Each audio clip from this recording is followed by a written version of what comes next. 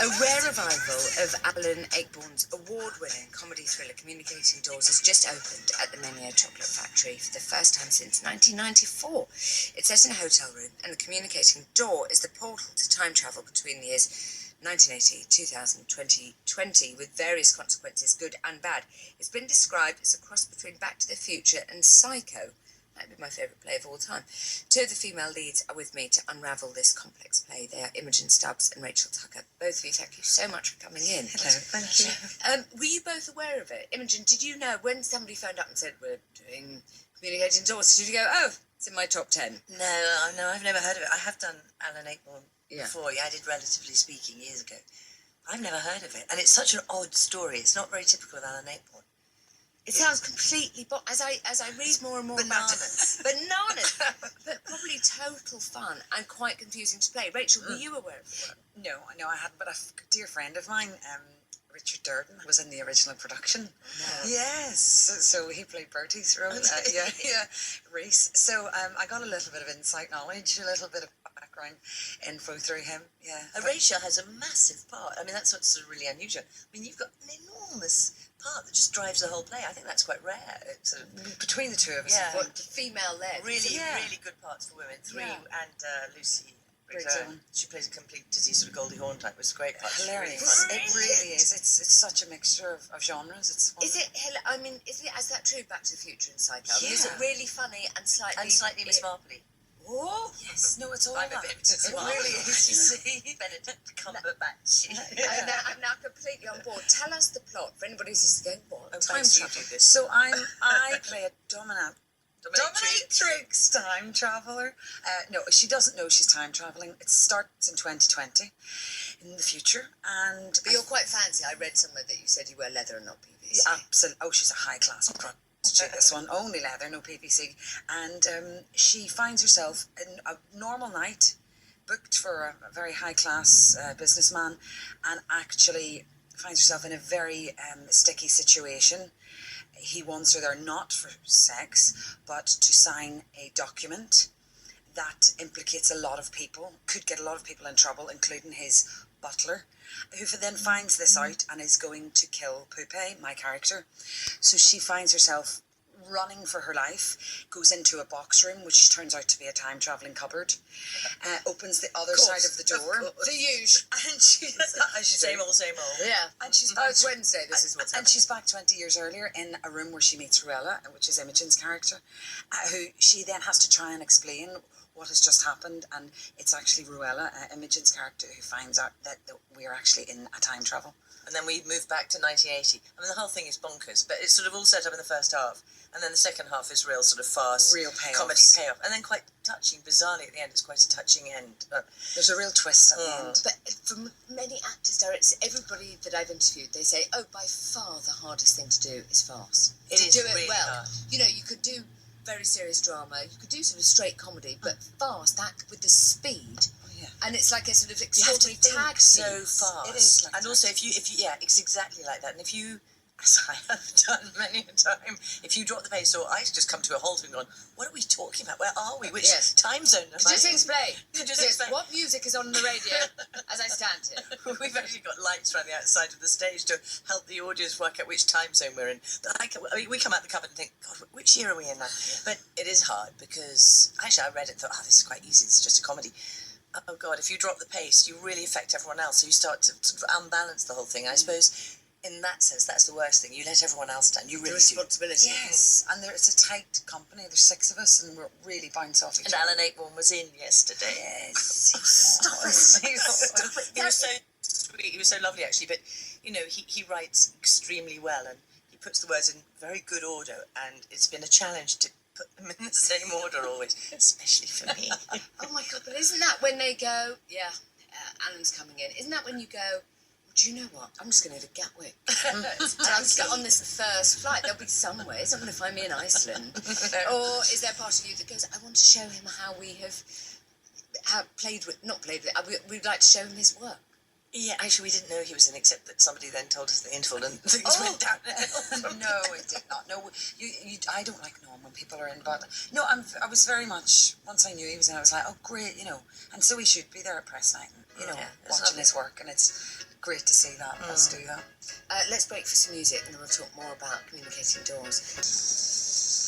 That was Only the Dollar, Aloe Black. You're listening to the Radio 2 Ultra, my very special guests, Imogen Stubbs and Rachel Tucker. We were having a good old gossip about the Menier Chocolate Factory, which actually is fantastic as a theatre goer. It's just a lovely location, I think, and you can eat. It feels like a commitment. Already when you go, you're right, I'm on board. Yeah. Yeah, it's just because it's all brickwork, and it feels really cool, and it's quite small, so it's very intimate. The food's great as well. The food, the atmosphere there, and the cafe bar. It's So lovely. the word chocolate's always nice in a theatre. Of course, in anything. We were asking David Babani, who runs it, okay, did you really want to get Charlie in the Chocolate Factory here, really? I mean, or chocolat, chocolat at the Chocolate Factory. Yes. It just feels... Anything to do with sweets. We're talking about Communicating Doors, obviously, which is on there. Is there an enormous pressure to be funny, or do you think this is so funny, I just need to speak? No, our director actually, it's funny with this script, the straighter we play it, the straighter the funnier it is, because it's in the writing, and you don't try and play a funny line funny, because then it's really not funny. Yeah. It's the same with a sad line, you don't cry over it because you let the audience do that. You shouldn't be doing that. Yeah, I mean, there's a guy called Matthew Cottle who's very good at comedy, who's playing the house detective, and I mean, I find it really, he makes me really laugh on stage, and he's really fun. And David Bamber's in it as well, and he's sort of playing Harold Pinter as a murderer, as a slightly sort of strange murderer in a blonde wig. I mean, he's playing such an odd character. Do people who watch it while you're doing it yourself, do people actually get confused? Does anybody just go, I'm sorry?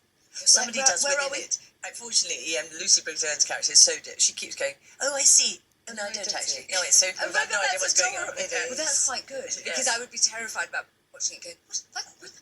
No, I think that's the point. If you're a little lost, we're not doing our job correctly. So it should be very clear what's happening.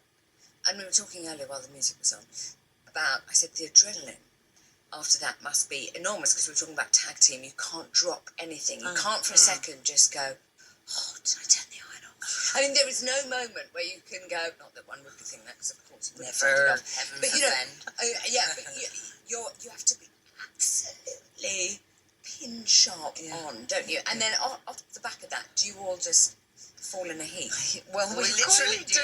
We just remember we all actually have to literally fall in a heap. There's a wonderful, which I would call an 11 o'clock moment in a play. I won't give it away, but the three girls end up over a balcony and literally rescuing our lives, the three of us, three women doing it together, and we fall and collapse on a heap at the end, which usually gets a massive round of applause. Does it? Yeah, and so we quite literally are exhausted by the end of the play. I'm not surprised. But because I'm probably the oldest, my brain is spinning so fast that I can actually feel some smoke coming out of my roots. So I've started. Somebody suggested to me, you put rosemary. Rosemary's really good. It comes, So I've literally been tipping bottles. So people come on stage and everyone's sniffing, going, like, Jesus! I don't think anyone can come Somebody in. put a roast in. Really something. What on earth is The whole happening? audience must smell me. I'm sort of, calm down. It's going to be fun. It's going to be fun. How long are you on for, I should say?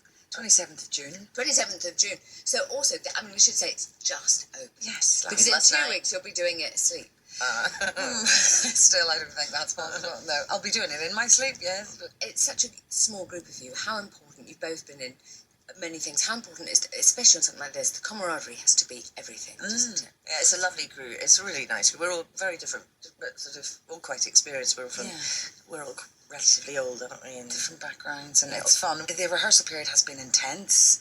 How long did you have? 4 weeks. Yeah. There's near Borough Market, which is a nice, lovely snack. Yeah. Great lunchtimes together. Yeah. I'm off to get something covered in phyllo paste. It's going to be £6. I'll be 5 minutes. We've been rehearsing out there, and it's quite difficult for Rachel because she's a fantastic singer. And people have been rehearsing musicals next door. She doesn't get to sing in this play, and she's still champing at the bit, thinking, "Oh my God, I wish I was doing that stuff. I could do." They were singing next door, and I was like, "Oh," I could hear them warming up. And I was like, "Oh." I keep trying to put a song into the Although play. I would think after Wicked, how you were the longest running actor in it, weren't you? Yeah, How long? Alphaba, just under 3 years. So I reckon after that you just go, Boo! Well, I just thought last night, this vocally, there's no singing, but to match in a play, this is probably the equivalent of what I was doing with Elphaba. But she's also cockney in it. Cockney. Cockney and posh. And posh, and toward the end. So not only am I in it the whole way through it and driving it, doing 2 different accents, but I am on stage all the time. So vocally, it's that's why, hence my husky, raspy voice. So that's your character. Just tell me a little bit about yours, but only because you used the words Miss Marple, and I got very overexcited. Well, I'm playing somebody who's maybe 45, but it's not like I did not very much like I was at 45, and she's a bit Benedict Cumberbatch in Sherlock, only alas not. A little bit Miss Marple, and then a bit Daisy Pulls It Off. It's sort of a bit jolly, or a bit Elizabeth Hurley, like that sort of frightfully organised and jolly hockey stick type thing. But sort of intrigued and swept up by the whole thing rather than horrified. And very, very angry at her ex-husband. And I mean, they're fun. They're really different girls' parts. And there's a sort of Charlie's Angels element, which I really like. I like it. Really Better is. than Witches of Eastwick. Oh, I never saw that. Okay, whenever you get a gang of girls together, Yeah. it's going to fly. Thank you so much for coming in. Thank you very much. Tell us all about it. It sounds brilliant. Communicating Doors runs at the Menier Chocolate Factory till the 27th of June. What have you got planned for the 28th of June? Holiday. Coffee. Yeah. Coffee, nice. Good girl. Yeah, just run to the airport. We will be heading across the water to Cannes.